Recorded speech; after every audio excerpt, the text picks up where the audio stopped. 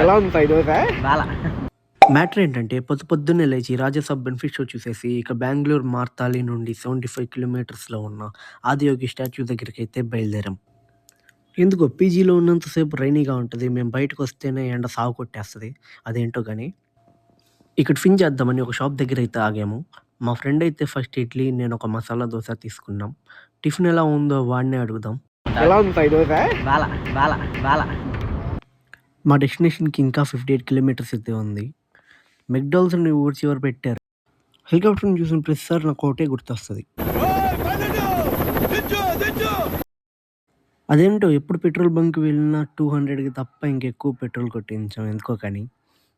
బయలుదేరి 20 కిలోమీటర్స్ అయిందో లేదో మా వాడైతే అడ్డంగా రోడ్డు మధ్యలో ఆపేసి ఐఆర్‌సీటీసీ క్రెడెన్షియల్స్ ఎవరో అడిగారని మర్చిపోయాడని పాస్వర్డ్ రీసెట్ చేస్తున్నాడు. అంతలోపే ఇద్దరు పోలీసులు వచ్చి ఇక్కడ ఎందుకు వాడు అని అడిగారు. క్వశ్చన్ల మీద క్వశ్చన్లు వేసి ఒక 20 మినిట్స్ తర్వాత అయితే పంపించారు.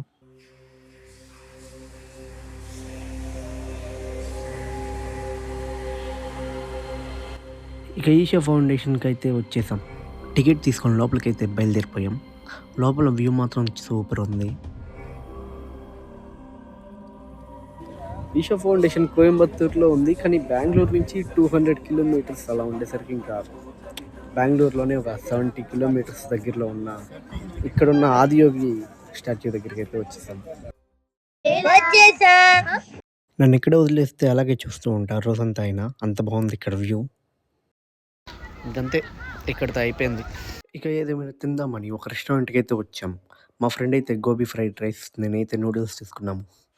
ఇక్కడితో ఈ వ్లాగ్ అయితే అయిపోయింది. నెక్స్ట్ వ్లాగ్‌లో కలుద్దాం. Bye guys.